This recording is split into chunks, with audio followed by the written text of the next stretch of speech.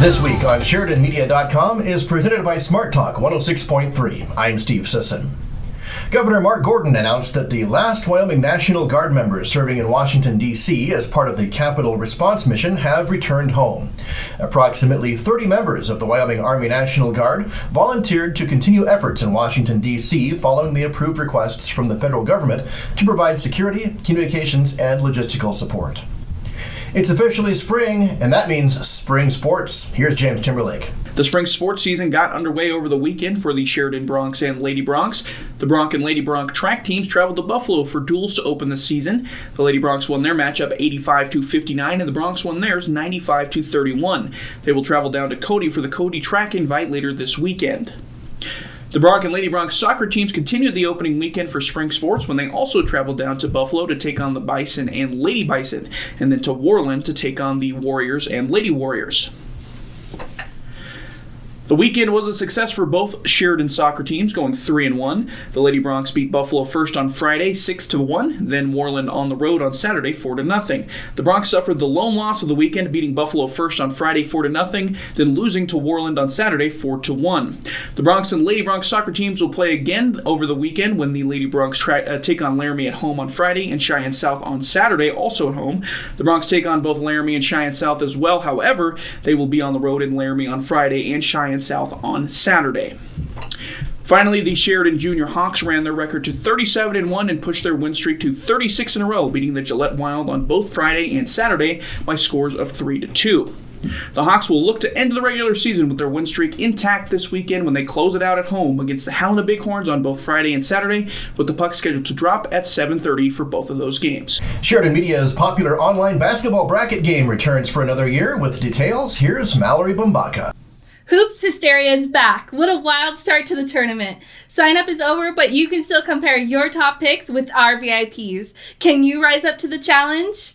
With upsets happening every round, our VIP brackets are all busted, but one of them can still win, and so can you.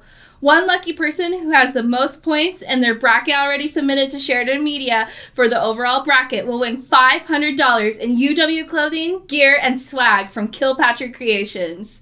Hoops Hysteria, brought to you by Best Real Estate on SheridanMedia.com. It's a job many of us don't think about until we need their services. Here's a look at a day in the life of a communications officer at the Sheridan Police Department. 911, what is the address of your emergency? So as a 911 dispatcher, we're responsible for answering any 911 call in Sheridan County. If you dial 911 in Sheridan County, it comes to this room.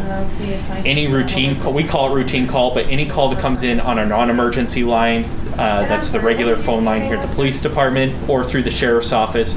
We generate calls for the police department, the sheriff's office, Rocky Mountain Ambulances, our ambulance service, and all the fire departments in the county, both the city and the rural fire departments. If an emergency happens in this county, it comes through this room. So we're on day shift right now. We're coming to work at 6 a.m., work till 6 p.m. We average close to maybe 100 phone calls a day.